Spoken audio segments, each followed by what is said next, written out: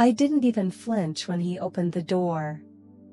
He just stood there, breath frozen, keys still dangling in his hand, like time had stopped just for him.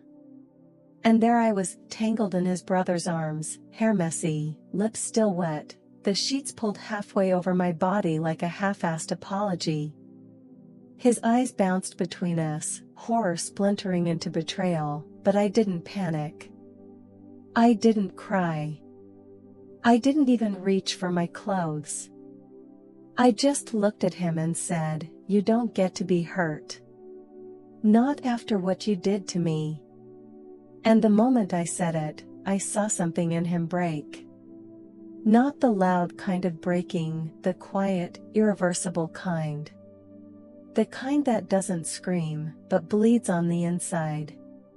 His brother, Matt, tried to say something, but I raised my hand like I was silencing a child. I wasn't done. You had your chance. You left me hollow. And he saw me. Before I tell you what happened next, make sure no one's around. This one gets messy. I never planned to fall for Matt. I swear that on whatever's left of my name. But sometimes, when someone finally listens, really listens, it starts to feel like oxygen after years of drowning.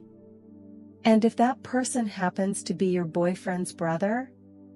Well, that's the kind of mistake you only make when you've already been broken too many times to count. Rewind 6 months. Ethan and I were in the perfect couple phase, the kind where everyone posts fire emojis on your pictures and your mom finally stops asking when you'll settle down. But what they didn't see was the version of us behind closed doors. The silence. The nights he stayed late at work with team dinners and came home smelling like perfume I didn't wear. The way he stopped touching me like he meant it.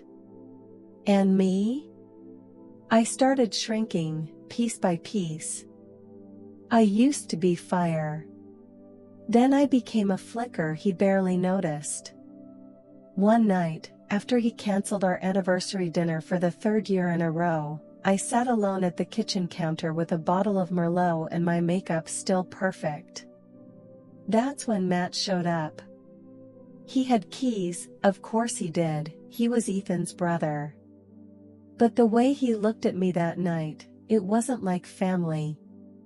It was like he saw right through me. "You okay?" he asked. I laughed. "Do I look okay?" My voice cracked and I hated how fragile I sounded.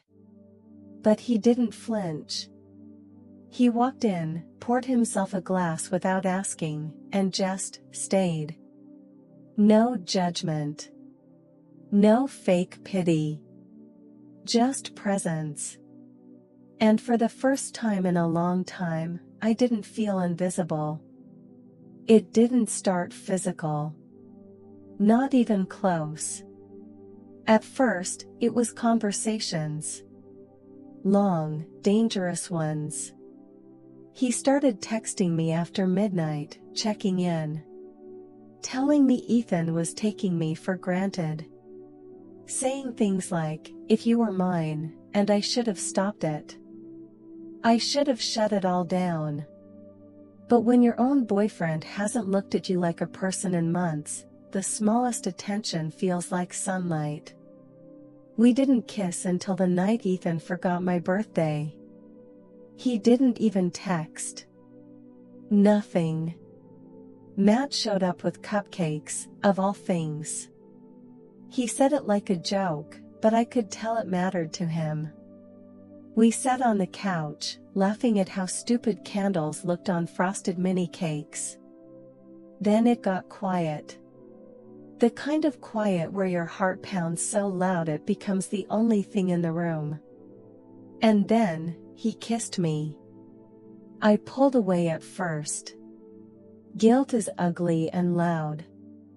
But he just whispered, "You deserve to be seen," and suddenly my body didn't belong to guilt anymore. It belonged to rage. To ache. to years of emotional starvation. That night, I cheated.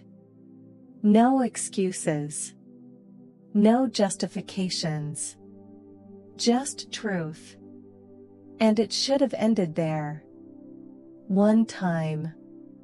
A mistake we'd bury. But it didn't. Because I didn't want to go back to being invisible. And Matt didn't want to let me. Over the next few weeks, it became a pattern. Ethan grew more distant. Matt got closer. I told myself Ethan didn't love me anymore, so it wasn't really cheating. I told myself Matt was the one I was meant to find. I lied to myself so well I started to believe it. Until the night Ethan came home early. That was the night everything caught fire.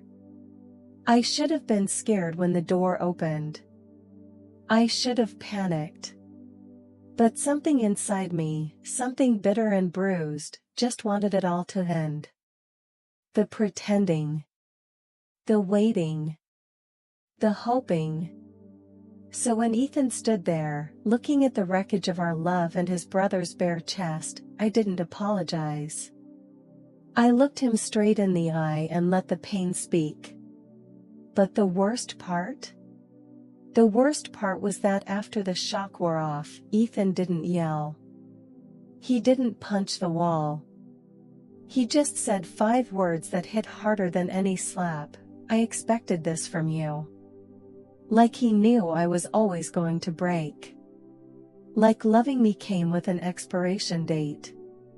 And that's when something inside me broke too. Because I realized I was never the villain in his story, I was the cautionary tale. The girl who was always going to ruin something good. After he said it, I expected this from you. He didn't wait for a reply.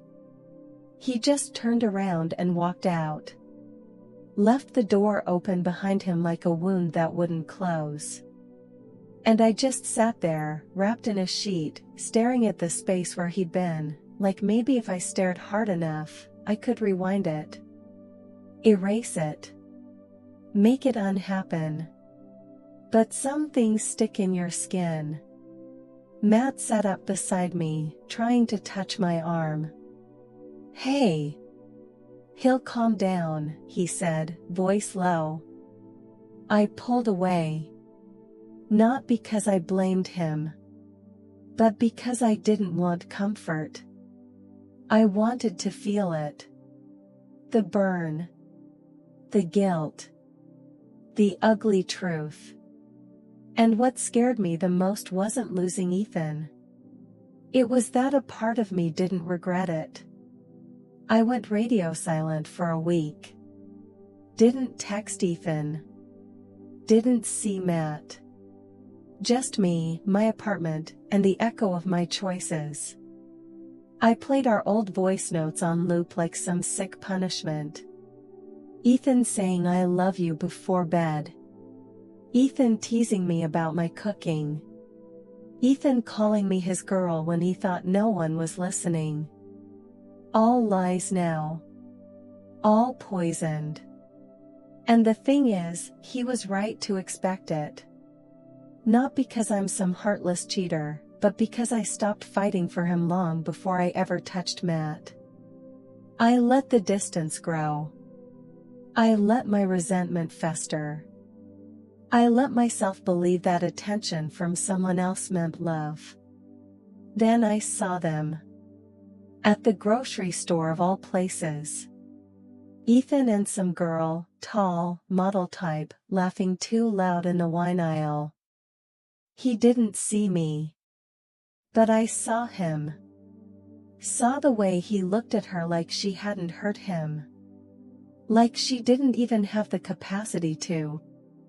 I froze behind a rack of greeting cards, heart banging in my ribs like a guilty alarm. And in that moment, all my anger, all my pride, collapsed under one ugly truth: he was already healing. Without me. Faster than I expected. And it hurt. Way more than it should've. Later that night, Matt texted. Asterisk, you okay? Asterisk, I didn't answer. He called. I ignored it.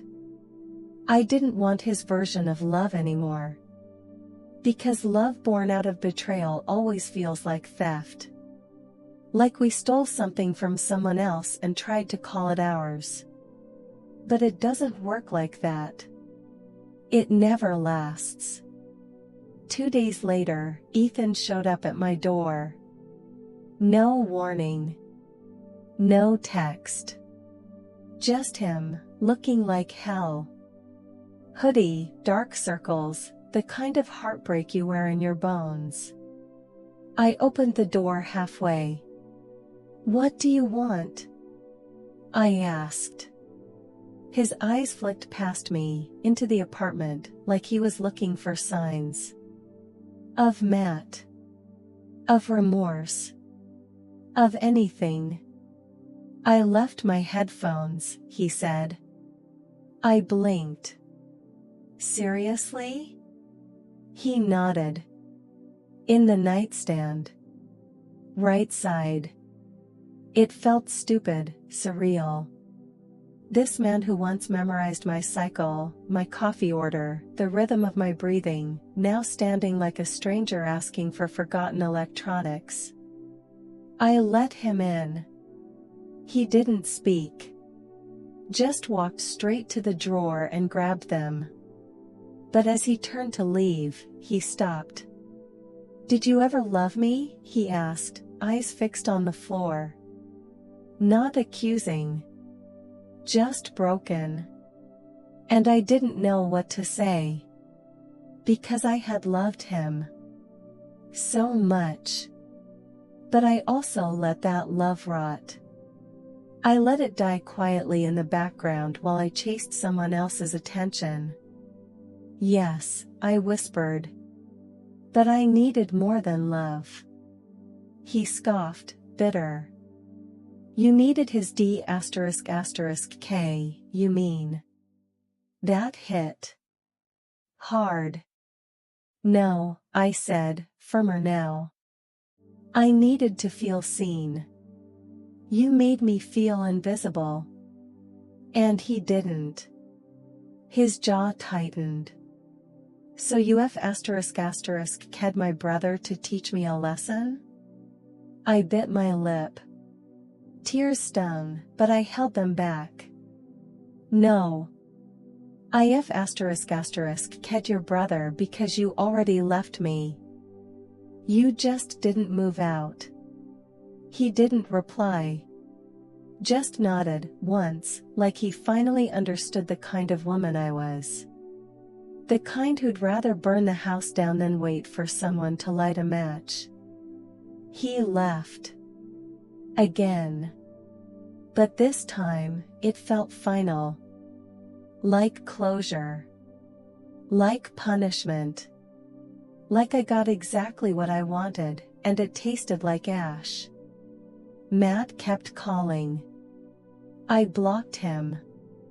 Because no matter how it started, it wasn't real. It was desperation wearing love's mask. And I was done pretending. Done rewriting stories to feel less like the villain. Done chasing comfort in the wrong arms. Because maybe, just maybe, the real betrayal wasn't cheating. Maybe it was settling for less than I needed, and calling it love. 3 months passed. You'd think that's enough time to heal, or at least forget how his voice used to sound at 2 a.m. when he whispered promises into my hair. But grief doesn't follow a clock. It follows silence, the kind that eats your confidence and whispers questions you can't answer. Was I really that replaceable? Did he ever love me the way I loved him? Or worse, did he see this coming the whole time? I spent days replaying our fights. The slammed doors. The half-hearted kisses. The nights he chose the gym, his phone, his peace, over me. And every time I started to feel like the victim again, I remembered the way he looked at me that night. Like I wasn't a person anymore.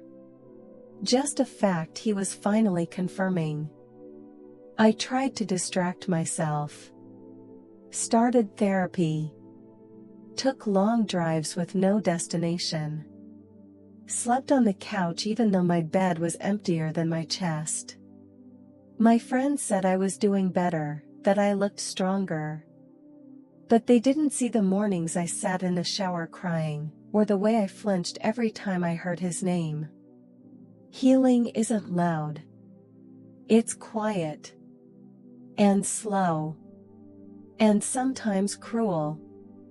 Then one day, fate decided to twist the knife. I was at a friend's engagement party, dressed in fake confidence and real lipstick, when I saw him. Ethan. Across the room. Looking stupidly perfect in a navy button-down, laughing like Heartbreak didn't exist. And next to him, her. The wine aisle girl. Her hand slipped casually into his, like she belonged there. Like I never had. I felt the blood drain from my face. I wasn't ready for this. Not him. Not now. Not happy. He saw me before I could disappear. Our eyes locked. For a second, everything else blurred. The music. The people. The noise. It all vanished. Just him. And me. And the shadow of what we used to be. He didn't look angry. Just tired. Like time had taken the rage and replaced it with exhaustion. He walked over. "Hey," he said. Like we were normal people. Like I hadn't ruined everything. "Didn't know you were close with Sarah." I swallowed. "She's my cousin." His eyebrows lifted. Small world. There was an awkward pause. Then, "You look good." The kind of compliment that comes laced with regret. I forced a smile. "So do you." My voice betrayed me. It cracked. "I'm sorry," I said, out of nowhere. Not for him. For me. For the girl I used to be. For the girl who thought love meant never speaking up until you exploded. He nodded slowly. "I know." And then, I wasn't perfect either. I almost laughed. Not because it was funny, but because it was the first time he admitted fault. And even though it didn't fix anything, it felt like oxygen. Like maybe I wasn't entirely the villain. But just as I thought the moment might soften, she walked up. His new girl. Smiling like a magazine cover. She wrapped her arm around his and leaned in. "Babe, they're doing the cake soon." He turned to her, smiled, then looked back at me. "Take care of yourself, okay?" And that was it. No dramatic exit. No teary goodbye. Just a soft, fatal closure that hit harder than any screaming match ever could. I left the party early. Got into my car and sat there staring at the steering wheel, feeling like a stranger in my own life. And that's when I realized, he wasn't the one who ruined me.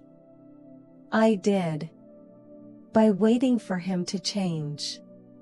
By believing silence was safer than confrontation. By thinking love meant enduring, not evolving. Later that night, I texted Matt.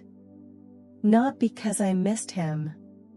But because I owed him the truth. Me asterisk, I used you. That wasn't fair. I'm sorry. He didn't respond. And for once, I was okay with that. Because not all apologies are meant to be received. Some are just meant to set you free. I thought closure would come like a storm, loud, wild, impossible to ignore. But it came quietly, like dust settling after a war. No one tells you how slow peace feels.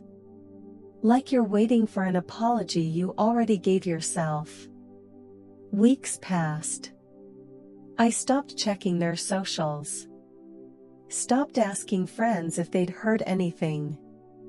I even stopped pretending I didn't care. Because I did. I cared. Deeply. But caring doesn't mean waiting. Sometimes, it just means learning to let go without needing a final scene.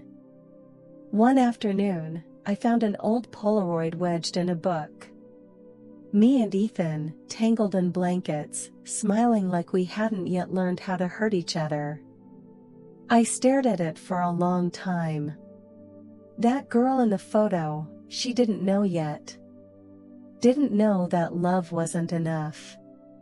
Didn't know that the absence of cruelty isn't the same as kindness. She didn't know that one day, she'd lie to herself just to feel wanted. That she'd say yes when she meant no. That she'd end up in bed with a man who wasn't hers just to feel like she still mattered. And I didn't hate her for it. I just pitied her. Because she thought she was strong for staying quiet. For being loyal. For not rocking the boat. But real strength? It's knowing when to get out before you drown. I started writing again. Journaling. Therapy helped, but writing was mine. Every night, I filled a page with the things I never said out loud. The truths that felt too ugly to confess. Like how I resented Ethan for not choosing me every day. How I blamed myself for shrinking to fit the version of love he was comfortable giving.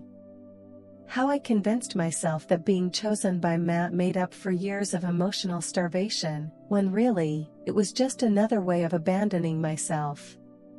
One night, months later, I ran into Matt at a coffee shop. I was with a friend. He was alone. We locked eyes for barely 2 seconds, and I could see it all there, the shame, the history, the ache. But also, understanding. We didn't speak. Just a faint nod. A silent truce. Because what we had wasn't love. It was survival. A distraction in the shape of intimacy. And I finally understood, not everyone who saves you is meant to stay. Ethan never reached out again. And that was okay. Because the final chapter doesn't always need both authors. Sometimes, you write the ending alone. And you learn how to be okay with that. I stopped dating for a while. Not because I was bitter. But because I needed to meet me again. The version of myself I buried in silence. The girl who stopped asking for what she needed. The girl who thought being loved meant being quiet. I wanted to rebuild her, not just patch her up. So I did. I traveled alone. I went to therapy even on the days it hurt. I learned how to sit with loneliness without trying to fill it with someone else's body. And slowly, I started smiling again. Not the fake, practiced one. The real kind, the kind that starts in your chest before it reaches your lips. I'm not proud of everything I did. But I'm not ashamed anymore either. Because pain will make you reckless, but it can also make you real. And being real, flawed, messy, heartbreakingly human, is better than being perfect and empty. So no, I won't be the villain in someone else's story anymore. I won't be the lesson, the regret, or the warning. I'll be the truth. The girl who burned her life down and built something better from the ash. And if you ever find yourself in that place, lying in bed with someone who isn't yours, begging for love in the wrong language, I hope you remember this. You don't need to be chosen by someone else to matter. Choose yourself. Every damn time.